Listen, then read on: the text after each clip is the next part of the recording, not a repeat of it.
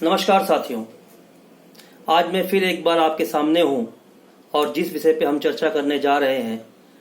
वो है corona, lockdown और हमारी स्वास्थ्य व्यवस्था। कोरोना महामारी जब स्टार्ट हुई थी, जब ये लॉकडाउन लगा हमारे देश में, उस वक्त तकरीबन 500 के आसपास कोरोना पेशेंट्स हमारे देश में थे और आज उनकी तादाद 1 लाख के ऊपर जा रही है और बहुत तेजी से ये तादाद बढ़ती जा रही है। और इस महामारी का मुकाबला करने के लिए जो सबसे महत्वपूर्ण कड़ी है वो है हमारी स्वास्थ्य व्यवस्था।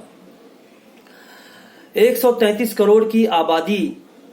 में इस महामारी से लड़ने के लिए हमारे पास कितने डॉक्टर्स उपलब्ध हैं, ये आपके दिमाग में अवश्य आता होगा। एक जानकारी लोकसभा के सामने प्रस्तुत हुई थी कि 31 मार्च 2017 तक हमारे देश में तकरीबन 10.25 लाख MBBS डॉक्टर्स की उपलब्धता थी। 1000 व्यक्ति के ऊपर ये 0.77 डॉक्टर अर्थात 1000 पर एक डॉक्टर से कम का आंकड़ा ये बैठता है। इस अनुपलब्धता या कमी से निपटने के लिए हमारे देश में जो और भी विधाएं प्रचलित हैं, जैसे आयुर्वेदिक, होम्योपैथिक, यूनानी, सिद्धा, इन विधाओं से भी लोग अपना इलाज कराते हैं और उन्हें भी मेन स्ट्रीम में लाने के लिए सन 1995 में इंडियन मेडिसिन सिस्टम की जो विधाएं थी उनका भी समावेश किया गया मंत्रालय में। और वो करने के बाद में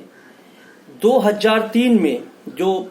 आज इन विधाओं का नाम है आयुष, ये नाम उसे प्राप्त हुआ जो इंडियन हेल्थ मिनिस्ट्री के अंडर में आता था। और 2014 में इसका एक स्वतंत्र मंत्रालय बना, आयुष मंत्रालय।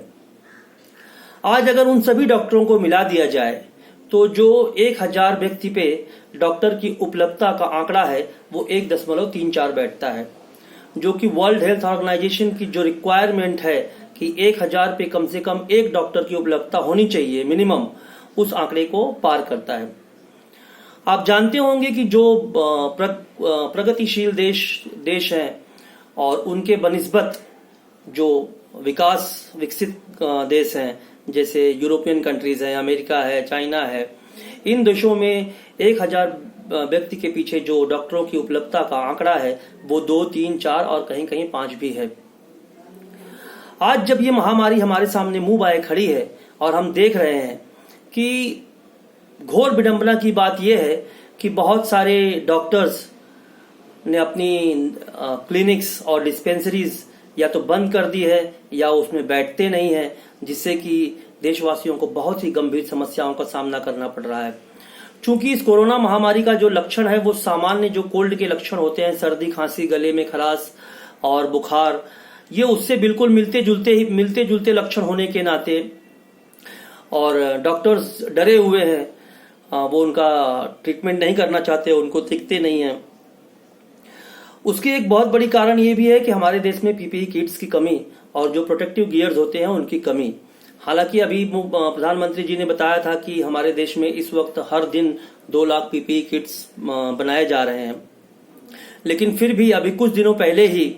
नागपुर के एक सरकारी हॉस्पिटल से ये रिपोर्ट आई थी, किसी नर्स ने जो किसी पेशेंट के संसर्ग में आने के कारण संक्रमित हो गई, उसने ये बताया कि उनके पास PPE किट्स की उपलब्धता नहीं है। हो सकता है डॉक्टरों को PPE किट मिलता होगा, लेकिन जो बाकी का हेल्थ केयर सिस्टम का जो स्टाफ है उनके लिए भी PPE किट्स और N95 मास्क और भी जो उपकरण होते हैं उनकी आवश्यकता है और नितांत आवश्यकता है। उसके बिना इस लड़ाई को हम हार जाएंगे या इस लड़ाई में हम कमजोर हो जाएंगे। एक आंकड़ा ये भी अभी कुछ समय पहले आया था कि मुंबई BMC के जो अस्पताल है उसमें करीब 67% जो पोस्ट हैं वो खाली हैं। और हमने देखा है कि हमारे जो अधिकांश आबादी है उनकी जो निर्भरता है वो प्राइवेट हॉस्पिटल्स और प्राइवेट डॉक्टर्स के ऊपर ज्यादा होती है। और चूंकि इसमें कुछ लोग, ऐसा नहीं कहूंगा कि सारे डॉक्टर्स, बहुत सारे डॉक्टर्स ऐसी कठिन परिस्थिति में अपनी जान की बाजी लड़ाकर एक असली जो कोरोना योद्धा की तरह इस लड़ाई को आगे बढ़ा रहे हैं और उन्हीं के कारण हम इस लड़ाई को लड़ पा रहे हैं। लेकिन कुछ डॉक्टर ऐसे हैं जो रिलक्टेंट हैं और शायद डर गए हैं, उनके मन में भी डर बैठ गया है, लेकिन उस डर को निकालने की आवश्यकता है क्योंकि इस वक्त देश को उनकी सबसे अधिक आवश्यकता है। साथियों, हमारे देश में करीब 479 मेडिकल कॉलेजेस हैं, जिसमें करीब 67,000 एमबीबीएस डॉक्टर्स हर साल बाहर निकलने की उनकी कैपेसिटी है। लेकिन हेल्थ केयर सिस्टम में उनका जो अपॉइंटमेंट या उनकी पोस्ट है वो इससे आधी है। इसलिए जो आधे डॉक्टर्स होते हैं वो प्राइवेट प्रैक्टिस करते हैं। अभी कुछ समय पहले ही महाराष्ट्र में हमारे स्वास्थ्य मंत्री टोपे जी ने बताया कि तकरीबन जो 17,000 पोस्ट खाली हैं, उन पदों की भरने की प्रक्रिया को स्टार्ट किया जा चुका है और वांट निकली है BAMS, BHMS और MBBS डॉक्टर्स के लिए। लेकिन काफी जो नए डॉक्टर्स हैं वो रिलेक्टेंट होते हैं, इनको ज्वाइन नहीं करना चाहते। कुछ लोगों का ये भी कहना है कि चूंकि ये जो भर्ती है ये परमानेंट स्वरूप की नहीं है, स्थायी नहीं है, बल्कि कॉन्ट्रैक्ट पे अस्थायी स्वरूप की है, इसलिए भी वो उसको ज्वाइन नहीं करना चाहते। ऐसी परिस्थितियों में आज सबसे बड़ी आवश्यकता है कि अगर सरकार को कड़े कदम उठाना पड़े तो सरकार को कड़े कदम उठाना चाहिए और उन डॉक्टर्स को, मैं सारे डॉक्टर्स, फिर से मैं साफ कर रहा हूं कि मैं सारे डॉक्टर्स की बात नहीं कर रहा हूं, सारे जो मेडिकल स्टाफ की बात नहीं कर रहा हूं, जो डॉक्टर्स रिलक्टेंट हैं डर के कारण या किसी भी कारण से वो अपने डिस्पेंसरी नहीं चला रहे हैं, अपने नर्सिंग होम्स नहीं चला रहे हैं, अपने क्लिनिक नहीं चला रहे हैं, और ऐसी कठिन परिस्थिति में आज ये युद्ध से भी बड़ी विकट परिस्थिति है। अगर युद्ध की स्थिति में हमारे देश की सीमा पे खड़ा अगर हमारा सिपाही कहेगा कि मेरी जान को खतरा है, मैं युद्ध में भाग नहीं लूंगा, या हमारे पुलिस के जवान कहेंगे कि मुझे दुश्मनों से खतरा है, अपराधियों से खतरा है, मैं अपना काम नहीं करूंगा, तो ये कोई अच्छी बात नहीं है और ऐसा नहीं होता है। तो हमारे ये जो डॉक्टर्स हैं और जो ये मेडिकल स्टाफ हैं, ये भी इस वक्त एक्चुअली अगर देखा जाए तो सबसे बड़े योद्धा यही हैं। तो मैं सभी डॉक्टर से हाथ जोड़कर विनती करता हूं कि आपके जो भी नर्सिंग होम्स हैं, हर गली नाके पर नर्सिंग होम्स, क्लिनिक्स, डिस्पेंसरी खुली हुई हैं और आज लोग बीमारी की अवस्था में उन्हें इलाज नहीं मिल पा रहा है। लोग जो सरकारी अस्पताल है वहां चूंकि कोरोना के पेशेंट्स एडमिट हैं, बहुत से लोग डर के मारे वहां नहीं जाना चाहते। तो मैं आपसे हाथ जोड़कर प्रार्थना करता हूं कि जो भी ये प्रोटेक्टिव गियर्स है, आप अपनी फीस 2 रुपया बढ़ा लीजिए, लेकिन जो भी ये प्रोटेक्टिव गियर्स हैं उनका आप इस्तेमाल कीजिए और आप अपनी सेवा दीजिए। आज आपको आपकी सबसे ज्यादा आवश्यकता देश को है और मैं सारे देशवासियों की तरफ से आपसे प्रार्थना कर रहा हूं कि आप अपनी सेवाएं जल्द से जल्द उपलब्ध कराएं। महाराष्ट्र के मुख्यमंत्री ने भी आपसे कितनी बार अनुनय विनय किया और मैं महाराष्ट्र के मुख्यमंत्री से यह भी निवेदन करना चाहता हूं कि अगर कोई डॉक्टर आपकी गुजारिश को और जनता की जरूरत को ना समझे तो उनके ऊपर कड़ी से कड़ी कार्रवाई होनी चाहिए,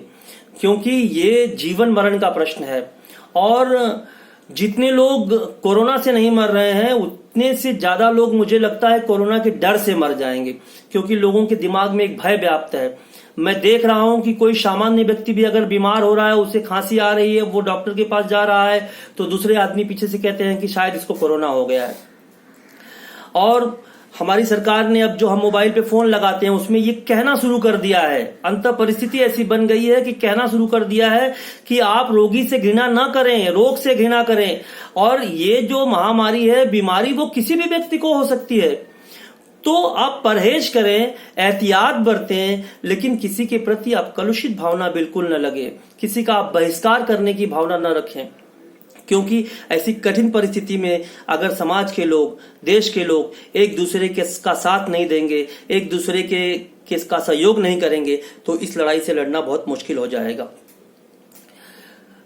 साथियों, मैं केंद्र सरकार से भी आग्रह करूंगा और राज्य सरकार से भी आग्रह करूंगा कि जिन भी डॉक्टर्स के पास प्रोटेक्टिव गियर्स नहीं हैं, आप उन्हें प्रोटेक्टिव गियर्स उपलब्ध कराएं ताकि वो अपनी सेवाएं चालू कर सकें। उनकी सबसे नितांत आवश्यकता है। हालांकि सरकारें, जो हमारा पब्लिक हेल्थ केयर सिस्टम है, हालांकि हमारा पब्लिक हेल्थ केयर सिस्टम लचर व्यवस्था है, ये कहने में मुझे कोई संकोच नहीं हो रहा है कि जब महाराष्ट्र का हेल्थ केयर सिस्टम, जो सारे देश के हेल्थ केयर सिस्टम से बहुत ही उन्नत, बहुत अच्छा माना जाता है, हर वर्ष लाखों पेशेंट्स महाराष्ट्र में अपना इलाज कराने के लिए दूर दराज के प्रदेशों से आते हैं, अगर वहां 17,000 पद रिक्त हैं तो ये बहुत ही विडंबना की बात है। हालांकि मुझे पूरा विश्वास है कि हमारे मुख्यमंत्री, हमारे स्वास्थ्य मंत्री इस प्रक्रिया में हैं और जल्दी से जल्द इन रिक्तियों को भर दिया जाएगा। और एक डैशबोर्ड की भी बात चल रही है जिससे कि ये ज्ञात हो सके कि कहाँ कितने बेड्स वैकेंट हैं, ताकि किस इमरजेंसी की अवस्था में मरीजों को तत्काल वहां ट्रांसफर किया जा सके। और मैं फिर से केंद्र सरकार और राज्य सरकार दोनों से निवेदन करूंगा कि हमारा जो ये स्वास्थ्य संरचना का जो ये ढांचा है, हमारा जो ये हेल्थ केयर सिस्टम है, पब्लिक हेल्थ केयर सिस्टम, इस पे सरकारें विशेष ध्यान दें। आप तमाम चीजों के लिए टैक्स लगाते जा रहे हैं, कर लगाते जा रहे हैं, सेस लगाते जा रहे हैं। मैं सरकार से कहता हूं कि आप एक सेस और लगा दीजिए, लेकिन ऐसा एक सिस्टम बनाइए, ऐसा एक आधारभूत ढांचा बनाइए स्वास्थ्य का कि जरूरत के वक्त हर व्यक्ति को, चाहे गरीब से गरीब व्यक्ति हो, कितना भी मजबूर व्यक्ति हो, उसे एक अच्छी स्वास्थ्य सुविधा सरकारी संरचना में मिले। आज आपने पढ़ा होगा कि प्राइवेट अस्पताल में, हालांकि प्राइवेट अस्पतालों का खर्च ज्यादा होता है, लेकिन किसी 15-15 लाख भी लोगों ने चार्ज किया है। हालांकि उन अस्पताल का ये कहना है कि वो पेशेंट्स बाकी के क्रिटिकल बीमारियों से भी ग्रसित थे, लेकिन ये आंकड़ा सुनने के बाद ही मन भयभीत हो जाता है। आज भय लगता है कि हमारे घर में अगर कोई बीमार हो जाएगा, 2 आदमी 3 आदमी बीमार हो जाएंगे, अगर हमें सरकारी अस्पताल में अगर वैकेंसी में जगह नहीं मिल पाएगी, प्राइवेट अस्पताल में जाना होगा, तो इस मंदी की जो मार पड़ रही है, लॉकडाउन में लोगों का कारोबार बंद है, अगर हेल्थ केयर सिस्टम में भी ऐसी मार पड़ेगी तो मनुष्य तो जीते जी ही मर जाएगा। हालांकि कल की खबर थी कि महाराष्ट्र सरकार ने, चूंकि मैं महाराष्ट्र में हूं इसलिए मैं बार बार महाराष्ट्र की बात करता हूं, महाराष्ट्र सरकार ने प्राइवेट अस्पतालों की 80% जो सीट्स हैं उन्हें अधिग्रहित कर लिया है और ये कहा है कि जो सरकार जो रेट फिक्स करेगी बेड्स की और सुविधाओं की, उस रेट में उन अस्पतालों को स्वास्थ्य सुविधाएं आम जो मरीज हैं उन्हें प्रोवाइड करनी पड़ेगी। बाकी जो 20% सीट्स हैं वो अपने हिसाब से उसके रेट निर्धारित कर सकते हैं। लेकिन जो ये महामारी इस वक्त हमारे सामने आई है और जो ये सबक हमें दे रही है कि जैसे मोदी जी ने कहा था, प्रधानमंत्री जी ने, कि जान है तो जहान है। अगर जान ही नहीं रहेगी तो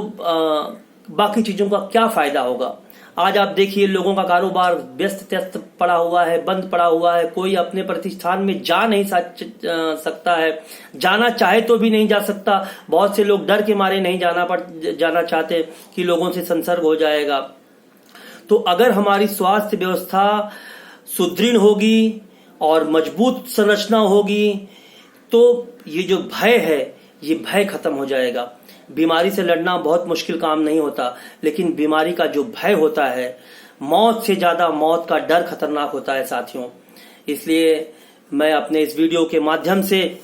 अगर आप लोग इसको शेयर करेंगे, और मैं चाहता हूं कि ये केंद्र सरकार के पास पहुंचे, राज्य सरकार के पास पहुंचे, मैं इस वीडियो के माध्यम से सभी राज्य सरकारों और केंद्र सरकार से निवेदन करना चाहता हूं कि आवश्यकता हो तो आप एक टैक्स और लगा लीजिए, लेकिन हमारा जो ये प्राथमिक ढांचा है स्वास्थ्य का, इसको इतना मजबूत कर दीजिए कि किसी भी व्यक्ति को कैसी भी महामारी आ जाए, कोई भी समस्या आ जाए, हमेशा उसके लिए ये स्वास्थ्य सुविधा उपलब्ध हो सके। और ईश्वर से ये प्रार्थना करूंगा कि जल्दी से जल्दी हम इस महामारी से निपट पाएं और जल्द ही मैं आपके सामने फिर प्रस्तुत होऊंगा। मैं आप सबसे निवेदन करूंगा कि अगर, चूंकि मैं प्रोफेशनल वीडियो मेकर नहीं हूं और ये यूट्यूबर भी नहीं हूं, हालांकि मैं वकील हूं, लेकिन इस लॉकडाउन के दरमियान लोगों के सामने उपस्थित होने का ये एक अच्छा माध्यम मुझे प्रतीत हो रहा है, इसलिए मैंने ये यूट्यूब ज्वाइन किया है। अगर मेरे वीडियो में कोई कमी हो या आप कुछ सजेशन या सुझाव देना चाहें तो आप कमेंट बॉक्स में जाकर उस सजेशन और सुझाव को जरूर दीजिएगा, ताकि मैं जो भी कमियां होंगी उस कमियों को दूर करने की कोशिश करूंगा। और अगर आप कोई टॉपिक्स भी देना चाहते हो जिस पे आप चाहते हो कि मैं उस पे आपसे रूबरू हूँ, आपके सामने उसके विषय में कुछ अपने मत रखूं, तो आपको टॉपिक्स के बारे में भी मुझे बता सकते हैं। और अगर आपको वीडियो पसंद आए तो ही लाइक कीजिएगा, और अगर आपको मेरी बातें पसंद आए तो शेयर कीजिए। मैं चाहता हूं, खास करके ये वीडियो मैं इसलिए चाहता हूं कि मैं चाहता हूं कि ये वीडियो सरकारों के पास पहुंचे। हालांकि इस बात को बहुत से लोग उठा रहे हैं। और ऐसा नहीं है कि सरकारें अनभिज्ञ हैं, लेकिन जनता जनार्दन होती है और जनता की मांग सरकारों के सामने पहुंचती है तो उन्हें उनकी मांगों के सामने झुकना ही पड़ता है। तो साथियों, मैं जल्द ही फिर आप सबके समक्ष उपस्थित होऊंगा। तब तक के लिए धन्यवाद।